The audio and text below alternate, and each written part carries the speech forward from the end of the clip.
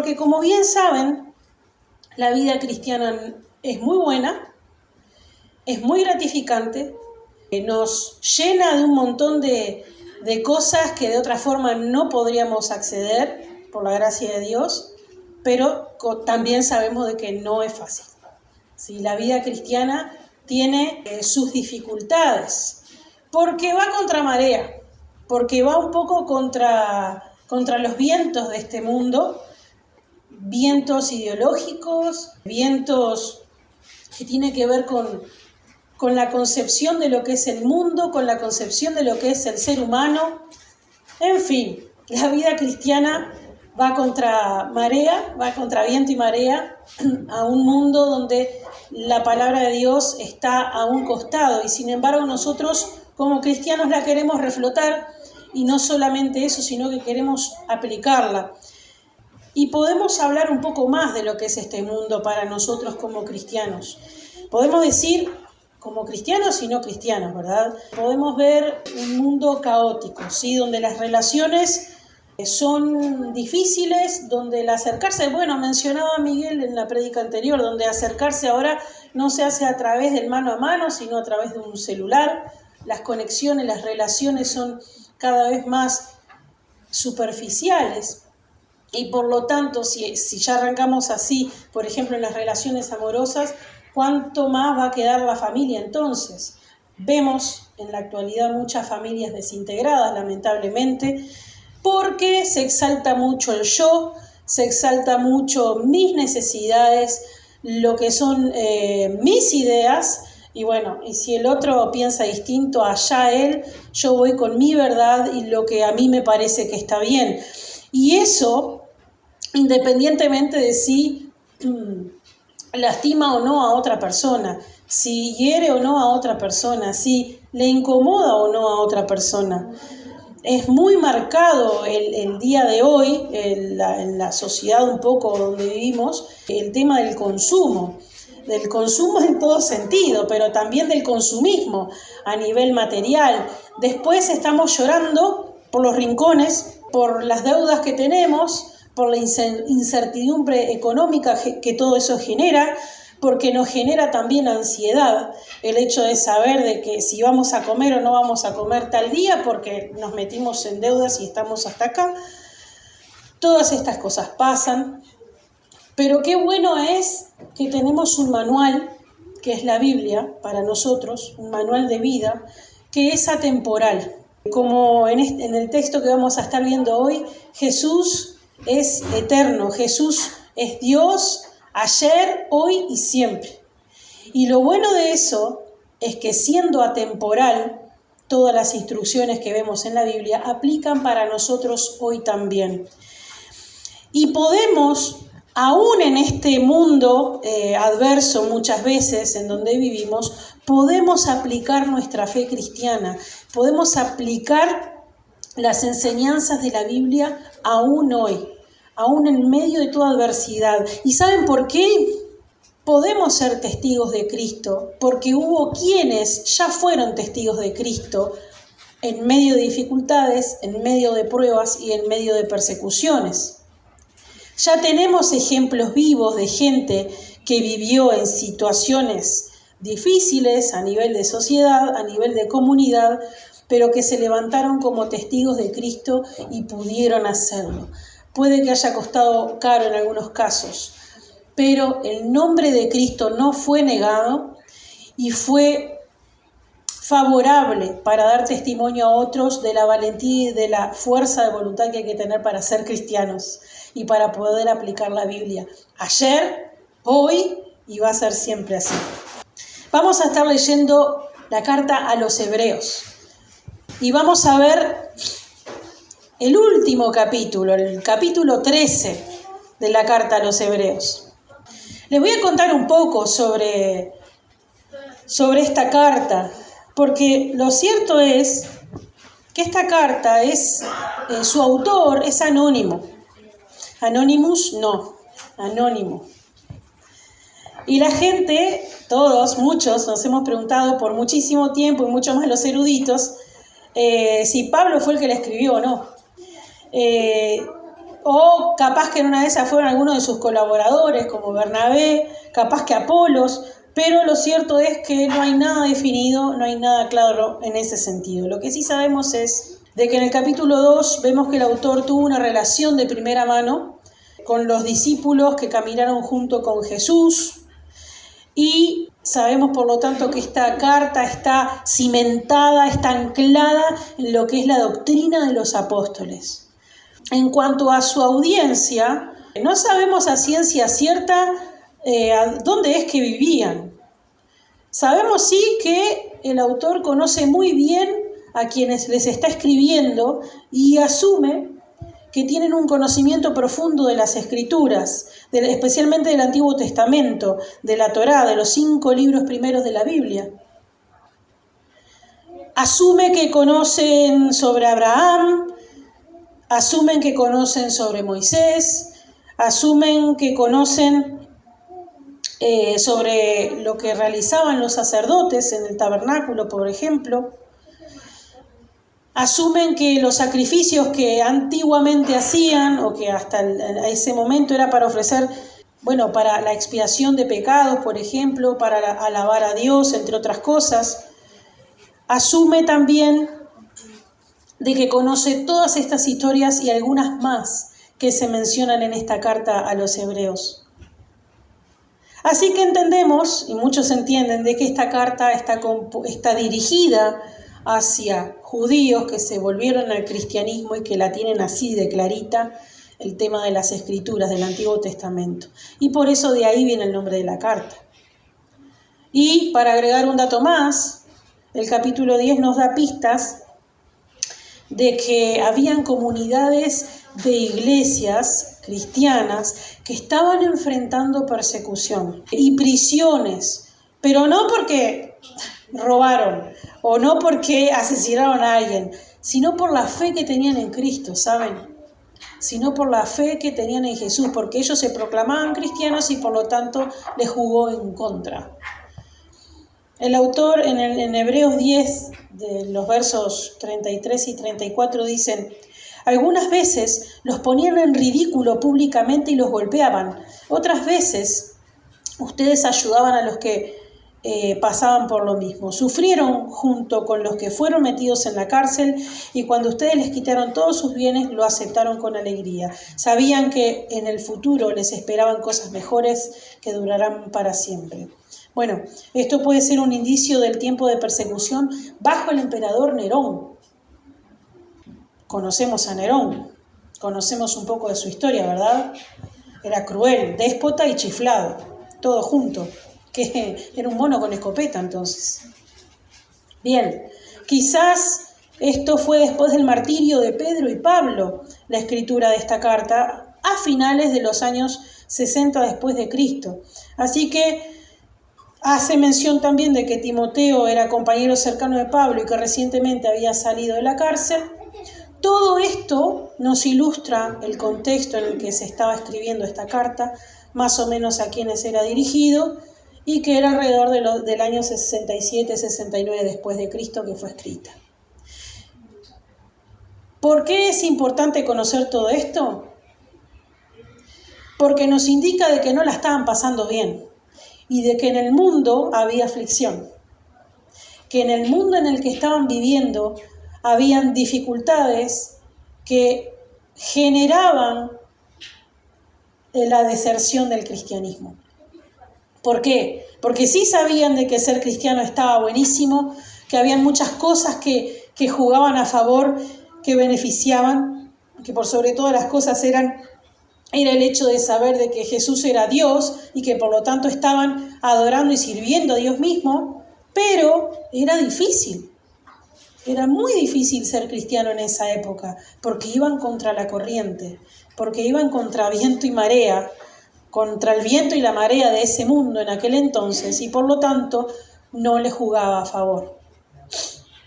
Algunos de la comunidad cristiana, que eran judíos, recuerden, convertidos al cristianismo, estaban alejándose de la fe. Y algunos, podríamos decir que terminaban apostatando, no lo dice acá, pero Lo cierto es que abandonaban por completo la fe porque, como vimos, ser judío presentaba un peligro grande para sí mismo, pero también para su familia, pero también para sus negocios. Estamos hablando al punto de la vida o la muerte muchas veces, delineando la vida y la muerte.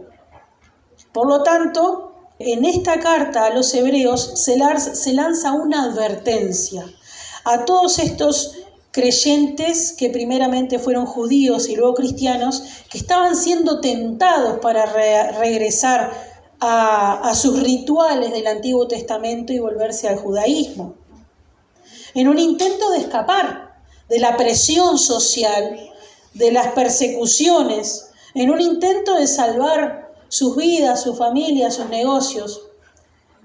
Entonces, en la carta de los Hebreos se les exhorta a que el nuevo camino, un camino que da vida, se da a través de la fe en Jesús.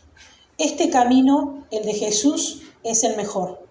Y esto explica entonces el propósito de la carta y un poco la estructura de esta carta también. En primer lugar, compara y contrasta a Jesús con otras personas del Antiguo Testamento claves para Israel. Lo compara a Jesús con los ángeles, que para ellos era muy importante, pero Jesús está por encima, o sea que literalmente es Dios. Lo compara en segundo lugar con Moisés y con la tierra prometida, también con los sacerdotes y con Melquisedec, con los sacrificios y con el pacto. Todo eso junto, Jesús es más, Jesús es mejor. Jesús absorbió todo eso para cumplirlo y para tirar un poco más la pelota hacia adelante, porque el seguir a Jesús es más exigente todavía. Por lo tanto, la idea que tenía el autor era dos cosas. Uno, elevar a Jesús como Señor por sobre todas las cosas, mostrando que Jesús es Dios y que es digno de confianza, es digno de alabanza y de adoración. Y en segundo lugar, retar a los lectores de esa carta a permanecer fieles a Él a pesar de la persecución, a pesar de las circunstancias hostiles que estaban viviendo. ¿Por qué? Porque Jesús es por encima de todas las cosas. Y como dijo también Él mismo, en el mundo habrá aflicción, pero confíen, yo he vencido al mundo. Si querés estar del lado vencedor, tenés que estar del lado de Jesús, no hay otra. Así que cada sección de estas que más o menos le he mencionado por arriba incluye una advertencia a no abandonar la fe en Jesús. Y ahora que el autor hizo todos estos contrastes, les animaba finalmente a un gran reto, a poner en este reto teórico en práctica. Miren este panorama. En Jesús encuentran y encontramos la palabra misma de Dios. En Jesús se tiene esperanza, hoy y para estar en una nueva creación en un futuro. Él es eterno, Él es el sacerdote y el sacrificio perfecto. Y ahora ellos deben de tomar la decisión, al igual que nosotros, de qué hacer y de a quién seguir. Porque las Escrituras son muy claras en estos sentidos. Nos anima a permanecer fieles a Jesús, confiando que a pesar de la dificultad y a pesar de la persecución, Dios no abandona a su pueblo. Llegamos entonces a Hebreos 13, que es el último capítulo de esta carta y donde nos da exhortaciones, nos reta a realizar acciones prácticas, recordando la importancia de vivir una vida cristiana íntegra, una vida cristiana de verdad, no de la boca para afuera, sino basada en el amor, en la fe y en la obediencia. Vamos con Hebreos 13. Miren lo que dice Hebreos 13:1. Yo lo voy a leer en la Biblia textual, es muy similar a la Reina Valera en algunas cosas. Bueno, Hebreos 13:1 dice: permanezca el amor fraternal. Este versículo, esta parte de este versículo, nos recuerda que el amor entre hermanos en la fe debe ser constante y genuino. Permanezca el amor fraternal. El amor fraternal es una característica esencial de lo que es la vida cristiana, ¿saben? Jesús mismo enseñó en Juan 13, les digo que es el versículo 34 y 35, que el amor mutuo entre hermanos en la fe es un distintivo de lo que es ser seguidores de Jesús, de lo que es ser una comunidad cristiana de verdad. Miren lo que dice ese pasaje de Juan que les mencionaba.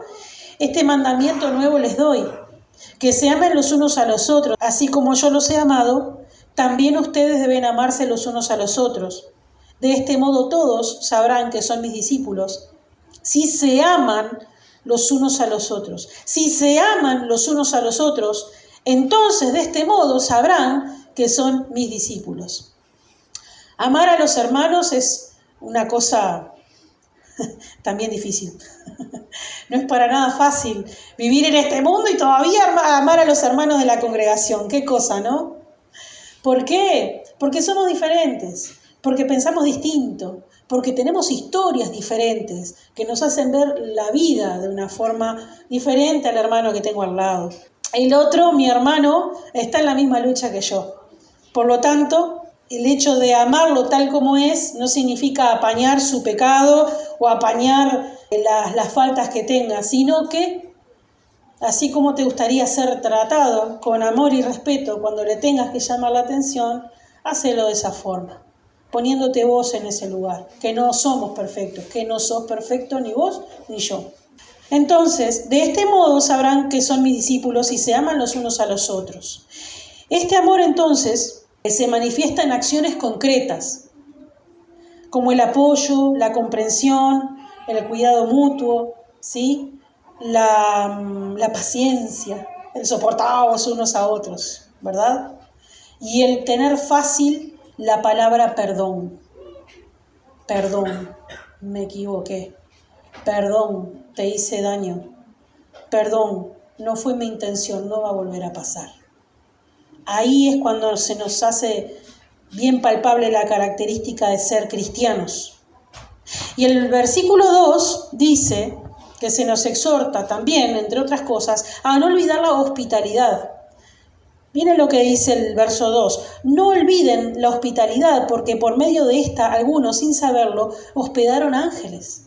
La hospitalidad es abrir no solamente las puertas de nuestra casa, sino también las puertas de nuestra vida, de nuestro hogar, con el fin de mostrar generosidad y de poder abrazar al hermano en la necesidad que tenga en ese momento. En el contexto bíblico, ¿sí?, de por qué dice esto de que sin saberlo hospedaron ángeles, está hablando de que antes la hospitalidad era vital, ¿sí? Si no había gente que recibiera a algún hermano, podía llegar a estar en dificultades porque tenía que dormir en la calle, las distancias eran largas y tenían que hacer varias escalas para llegar a destino. Donde los viajeros dependían de la bondad de otros para el alojamiento, la hospitalidad era vital. Y cuando habla de esto de los ángeles hace referencia nos recuerda la historia de Abraham, quien, lo podemos ver en Génesis, ¿no?, que recibió visitantes celestiales. Y todo esto nos recuerda entonces de que ser generosos y que de hospedar, de ser acogedores con el hermano o hermana, unos con otros, no es un acto meramente de bondad, sino que es una oportunidad que tenemos nosotros de ejercer nuestra fe como cristianos, de experimentar la presencia de Dios en ese momento a través del hermano que estoy ayudando. Pueden pasar cosas inesperadas y maravillosas, darse charlas que ni les cuento. Al practicar esto reflejamos el amor de Cristo y fortalecemos los lazos en la comunidad cristiana. Vamos al verso 3. Dice: acuérdense de los presos, como presos juntamente con ellos, y de los maltratados, como estando también vosotros mismos en el cuerpo. Acá sí o sí nos está invitando la palabra de Dios a solidarizarnos, les está invitando a ellos a no olvidar el hecho de ser solidarios con aquellos que estaban encarcelados, ¿sí? Porque, insisto, esta gente estaba sufriendo por su fe. En el contexto de la carta ya la vimos. Habían muchos que estaban padeciendo persecución y encarcelamiento por seguir a Cristo, y créanme que no eran hoteles 5 estrellas. Así que la exhortación, el reto para ellos y para nosotros hoy también, es de identificarnos con estas personas como si estuviéramos nosotros en esa misma situación, mostrando apoyo, mostrando empatía, ¿por qué no orando por esas personas también? Cuando habla de los maltratados, también nos recuerda de que debemos ser conscientes con aquellos que sufren injusticias, con aquellos que son maltratados, reconocer de que todos somos uno, todos somos parte del cuerpo de Cristo. Y el compadecernos con esta gente nos hace ser como Cristo también. Es un llamado a recordar a los presos, a los que han sido maltratados. Todo esto nos lleva a salir de nuestra zona de confort, porque lo que menos queremos es sufrir, es el pare de sufrir, está a veces como un rótulo en nuestra cabeza, y sin embargo Jesús nos dice, mira al otro, salí de mirar tu ombligo y empezá a mirar lo que padece el otro. No significa que nos derrumbemos en tristeza con el otro hermano que está derrumbado en tristeza, pero sí ser contemplativo, empático y poder proporcionar ayuda en la medida de lo posible. Sufrir con el que sufre, alegrarse con el que se alegra, genial, pero sufrir con el que sufre también. Ayudarnos. Aquí está la marca de la empatía, la marca de la solidaridad como cristianos. Así que procuremos en la medida de lo posible actuar a favor de los que están sufriendo y a favor de aquellos que están en situaciones difíciles, que muchas veces son vulnerables y no pueden ayudarse por sí mismos. Incluyamos la oración, el apoyo material, las visitas, la defensa de los derechos de los oprimidos. La iglesia primitiva era conocida en este sentido por el cuidado que tenían de las necesidades de todas estas personas con estas características. Lo bueno sería que esta tradición se perpetuara, ¿no? Y continuara hasta nosotros hoy, siendo un aspecto vital de nuestras vidas como creyentes, como comunidad, como testimonio cristiano. El versículo 4 dice, honroso sea en todos el matrimonio y el lecho conyugal sin mancilla, porque Dios juzgará a los fornicarios y adúlteros. Fuerte, ¿eh? Este versículo subraya claramente la importancia de valorar y respetar el matrimonio y no tomarlo a la ligera.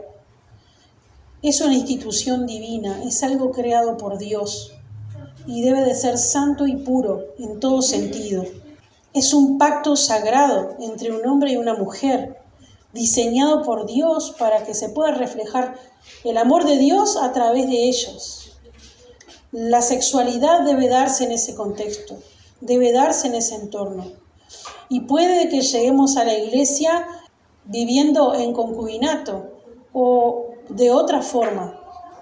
Pero si hay algo que dice la palabra de Dios es que la sexualidad y el matrimonio son una cosa, ¿sí? Y debe de generarse y gestarse en ese contexto, porque eso da bendición, eso trae alivio al alma y alivio al corazón.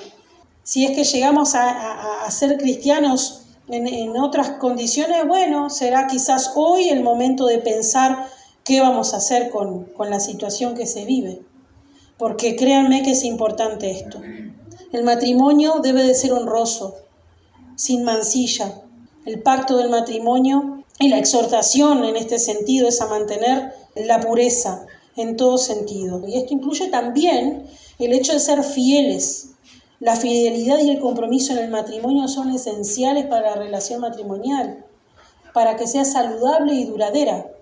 Entonces, esta advertencia sobre el juicio de Dios hacia todos los que no aplican estas cuestiones nos recuerda que también la inmoralidad sexual va a tener su consecuencia espiritual y relacional también, porque créanme que las personas que tienen una vida, vamos a decirlo de esta forma, promiscua, no tienen una vida satisfecha, no tienen una vida saciada, buscan saciar ese vacío que tienen a través de la sexualidad, pero no es lo que realmente les llena, créanme que es así. He dialogado con personas, muchas, que tienen este deseo y esta sed de encontrar paz en su interior y amor, pero a través del vínculo con uno y con otro no lo encuentran, porque es Cristo quien falta allí. Es eso. Cultivar una vida matrimonial sana y santa y pura es esencial para poder vivir en paz y tranquilos, y por supuesto alineados a la voluntad de Dios. Debemos de procurar una comunicación abierta, procurar la resolución de conflictos, si no sabemos aprender, el apoyo mutuo. Debemos incluso proteger el matrimonio de influencias externas que puedan dañar al matrimonio. No estoy hablando a veces el tema de la tentación, ¿no? A veces dejamos que incluso la familia nos coma la oreja sobre cosas que tenemos que tratar dentro del matrimonio. Y está bien escuchar los aportes y los consejos de quienes nos rodean, familia y amigos. Pero en definitiva, quienes terminan de tomar las decisiones es el hombre y la mujer, el esposo y la esposa, dentro del matrimonio. Vamos al verso 5. Vuestra manera de vivir sea sin avaricia de dinero. Estén satisfechos con las cosas que tengan. Porque Él dijo, no te dejaré ni te desampararé. En el Señor sabemos de que Él estará con nosotros y no nos va a dejar, no nos va a abandonar, no nos va a desamparar. Y esto nos tiene que dar contentamiento, incluso en lo material, pero ojo, no es que me voy a sentar a esperar a que me llueva el trabajo porque Dios proveerá. Eso no es así. Nosotros tenemos que hacer lo que nos corresponde a nosotros y Dios va a proveer. Es en el accionar nuestro, en el querer cumplir con los mandamientos, bueno, y con esto de querer saciar nuestra hambre por medio del trabajo, bueno, entonces Dios va a proveer. Debemos de tener contentamiento con lo que tenemos. ¿Eso se llama conformismo? No, es contentamiento con lo que tenemos. ¿Esto implica que no quiera avanzar y no quiera crecer y no quiera tener más dinero en el futuro y ganar más? No, pero implica contentamiento con lo que sí se tiene hoy. No llorando por lo que no tenemos, sí agradeciendo por lo que Dios nos da y por lo que Dios nos dará. ¿Por qué no? Cuando amamos demasiado al dinero, excesivamente le damos lugar a las riquezas, nunca estamos conformes. Nunca tenemos eso de la conformidad, porque siempre hay algo más que queremos. Nunca vamos a estar conformes con el celular que tenemos porque siempre salió uno más caro y mejor, y así, por lo tanto, yo que tengo uno de más baja calidad, estoy angustiado porque no estoy a la altura de las circunstancias. Siempre va a haber algo que tenga más que nosotros. Por lo tanto, dejemos de mirar todo lo que hay a nuestro alrededor, sí que sirva para estimularnos para bien, pero no para deprimirnos. Estemos satisfechos con lo que tenemos, reconociendo que nuestras necesidades están en las manos de Dios. Dice el verso 6 después, ¿no? De manera que podemos decir osadamente, el Señor es mi ayudador, no temeré. ¿Qué me puede hacer el hombre? Qué linda promesa, ¿no? El Señor es mi ayudador, no temeré. ¿Qué me puede hacer el hombre? Dios siempre está con nosotros, cuidando de nuestra vida, de nuestras necesidades, nunca nos abandona. Así que la confianza en Dios, esto es algo genial, la confianza en Dios nos libera de la ansiedad, nos libera del temor, permitiéndonos vivir así con paz y con seguridad, siempre y cuando hagamos las cosas bien, siempre y cuando seamos mayordomos de nuestro tiempo, de nuestros recursos y dinero, entonces esta promesa aplica para cada uno de nosotros. Podemos estar en paz y con la certeza de que Dios nos va a proveer. Valoremos entonces las bendiciones que ya tenemos y confiemos en la provisión divina. Esto implica también compartir con otros el hecho de las riquezas o de las pocas cosas o muchas que tengamos. Esto nos hace grandes realmente. El versículo 7, ¿qué dice? Acordaos de lo que os dirigen quienes os hablaron la palabra de Dios. Considerad cuál haya sido el resultado de su conducta e imitad su fe. Tremendo pasaje, tremendo versículo, que hablan en varias traducciones, hablan de los que dirigen, de los dirigentes o también de los pastores. ¿A qué nos invita a recordar esto? A valorar a aquellos que enseñan vez tras vez y de una forma u otra la palabra de Dios. Miren, los líderes espirituales, los líderes de las congregaciones, no son más ni menos que todas las ovejitas, porque todos somos ovejitas del Señor. Pero sí créanme que tienen un rol distinto, una tarea diferente, que hace que el papel de la guía que ellos realicen sea crucial en lo que es una congregación.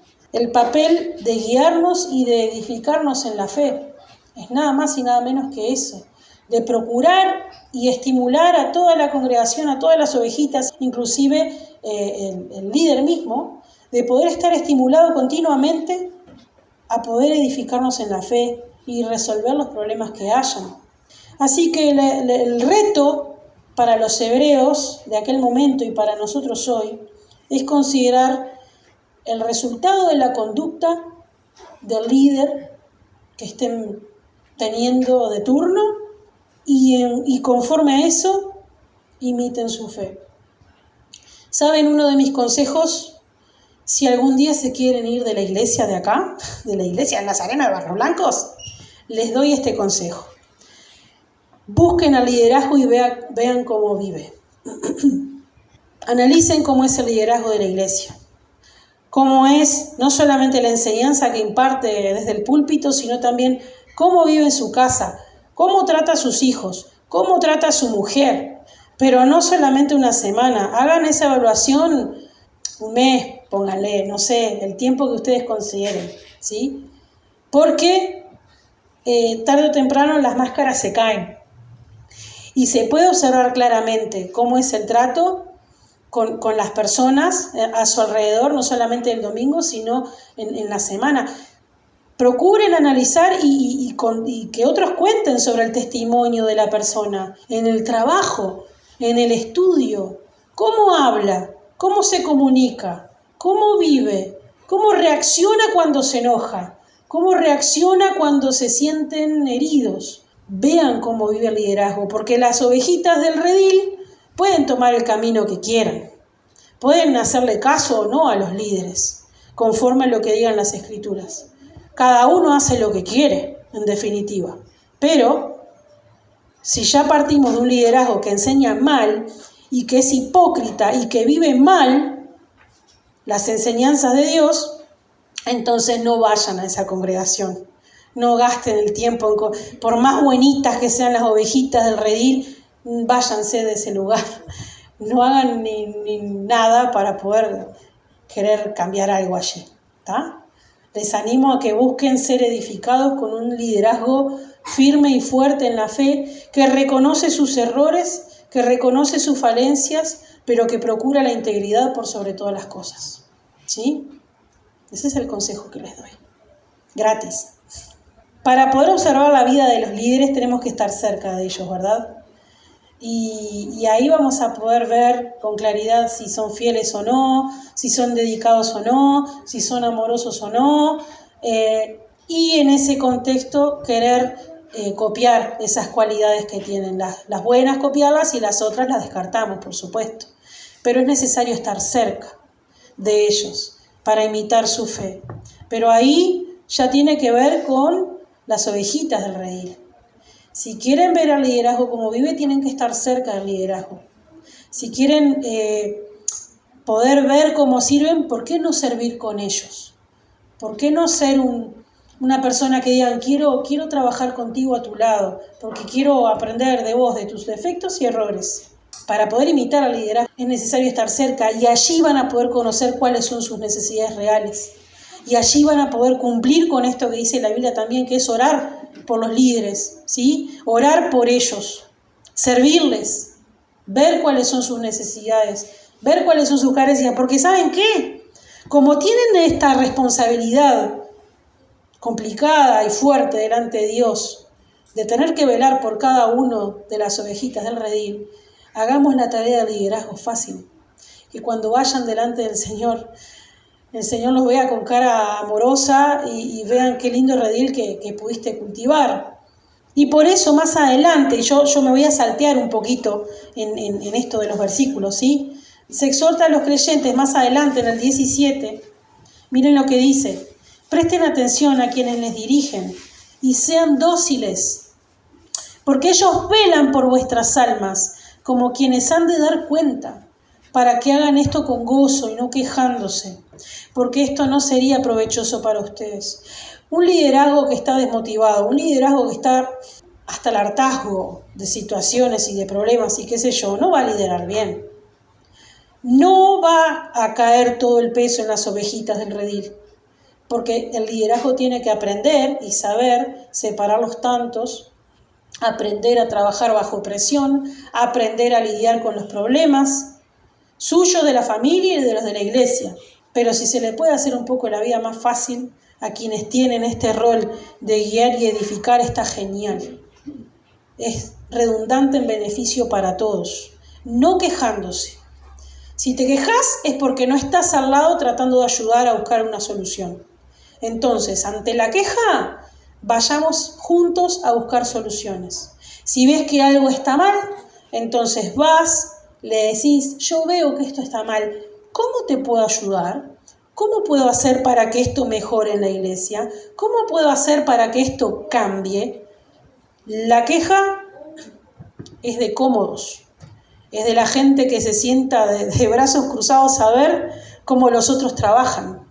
Así que discúlpenme a aquellos que tenemos la frecuencia o no de quejarnos, pero mejor es no gastar saliva en eso, sino gastar el sudor de nuestra frente en el trabajo que se requiere dentro de la iglesia para solucionar los problemas. Les dije que los líderes espirituales tienen esta tarea seria, que deben dar cuenta de su liderazgo delante de Dios, que la labor es velar por el bienestar espiritual de la congregación, y qué bueno es que todos podamos hacer las tareas con gozo, con alegría, creyendo de que nuestro trabajo no es en vano, porque es para el Señor.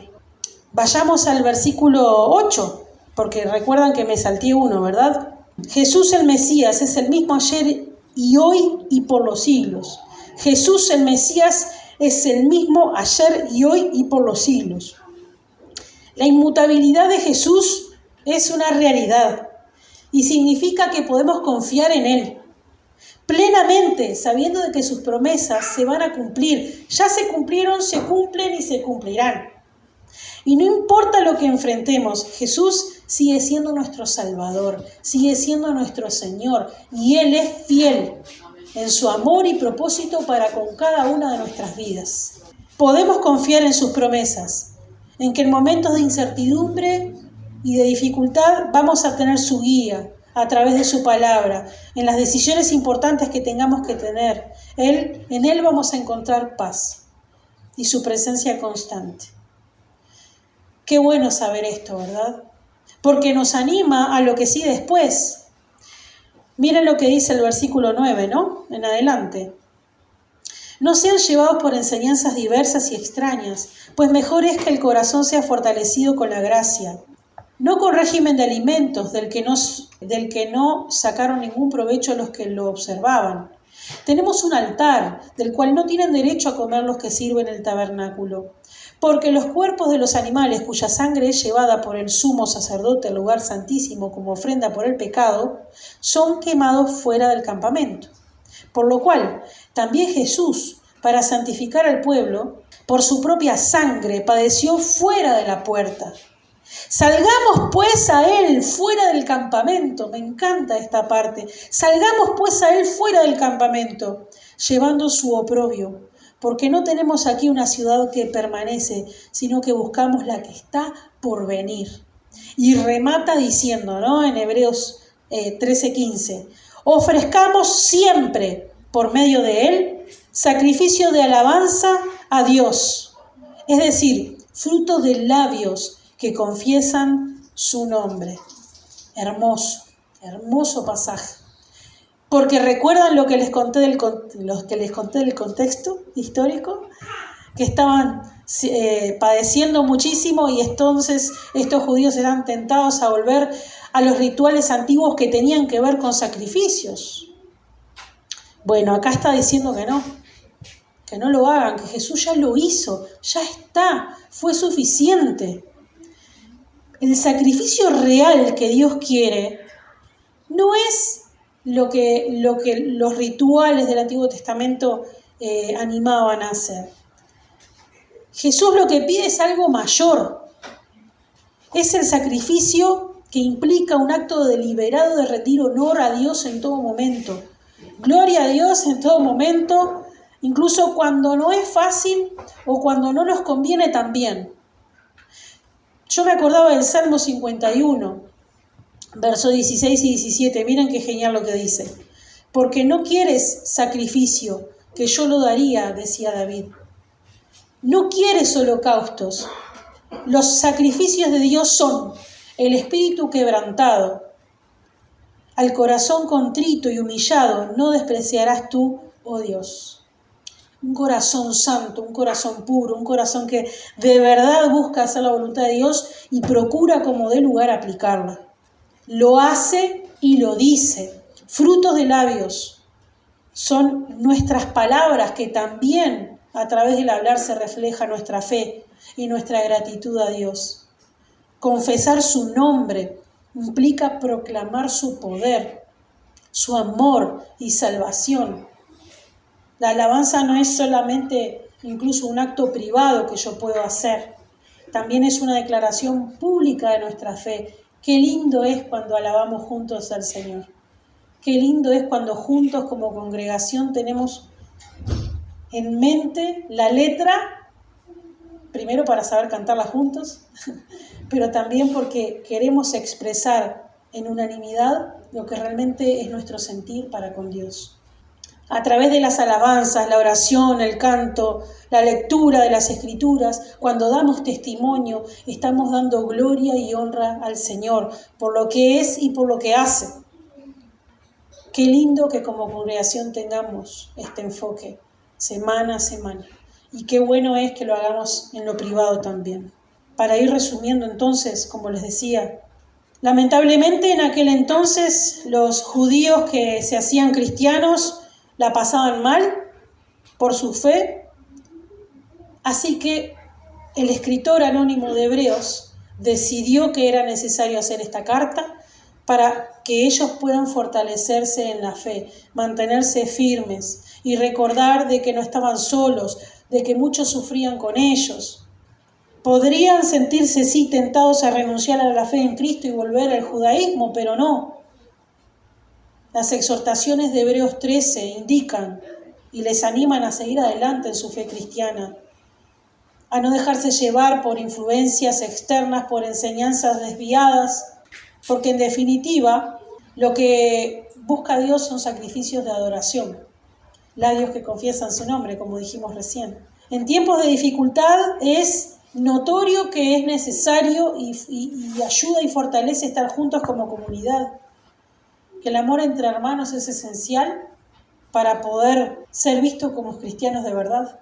Practicar la hospitalidad, fortalecer la unidad, el apoyo mutuo, son vitales para un crecimiento de una iglesia saludable. Y también es importante destacar que Dios es nuestro ayudador. Era necesario que ellos entendieran de que Dios era su ayudador y era su proveedor, que en Él nada les iba a faltar, que nunca los dejaría ni los desampararía, independientemente de las circunstancias, ¿verdad? El fin es estar con Él. que es importantísimo mantener el matrimonio honroso y vivir sin avaricia. En definitiva, todo esto es un llamado a vivir una vida santa y pura, reflejando a Dios, que Él es santo y puro, en nuestras relaciones y en nuestras acciones y en las cosas que decimos también. Ahora, ¿cómo hago? ¿Cómo hago para poder aplicar todo esto, no? Yo me preguntaba, ¿será que es necesario que estas exhortaciones caigan en nosotros también? Y yo creo que sí. Les dije, ¿no? La Biblia es atemporal. Sus enseñanzas son para todos los tiempos. Y si hoy estamos escuchando esta palabra, por algo será. Notoriamente puede ser que sea necesario para todos en algún punto o en todos los puntos. Así que yo creo que para poder aplicar estos retos que la palabra de Dios nos da y que podemos estar enfrentando hoy, yo les animo a que hagan una checklist, una lista para poder ir tildando todo lo descrito en este pasaje. Agarren Hebreos 13, vean todos los puntos que se van marcando y tomen uno de ellos, uno solo, que este va a ser mi próximo desafío a tomar como cristiano para mejorar. Los puntos serían: 1, amor fraternal y hospitalidad. 2, recordar los que padecen necesidad, los presos y maltratados. 3, pureza en el matrimonio, santidad en el diario vivir. 4, confianza en Dios como proveedor. 5, confiar en que Jesús es inmutable, también en sus promesas. 6, fortalecer la adoración. Y el punto 7 y último, ser más serviciales, orar y seguir a nuestros líderes espirituales. Puede que en alguno esté trabajando mucho, y gloria a Dios por eso, pero ¿en cuál no? ¿En dónde estoy carente? ¿En dónde debo de trabajar porque me recuesta y no me gusta? Bueno, allí es donde tenés que ir. Ese es el reto y el desafío que Dios tiene para vos hoy. Oramos. Te doy gracias, Señor, por esta oportunidad de poder hablar de tu palabra, de poder reflexionar juntos sobre las enseñanzas que nos das a través de ella. Te doy gracias, Señor, porque, como hemos dicho hasta ahora, tu palabra es atemporal.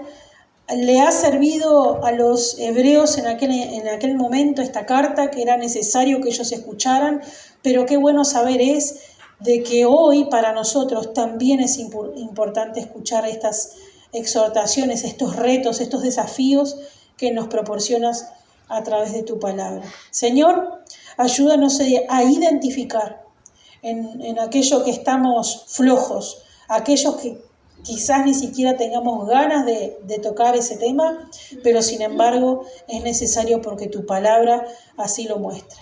Ayúdanos a tener esto en mente, a tomar este desafío que tú nos das y a poder ponerlo en práctica con tu ayuda. Gracias, Señor. Gracias por este tiempo. En el nombre de Jesús. Amén.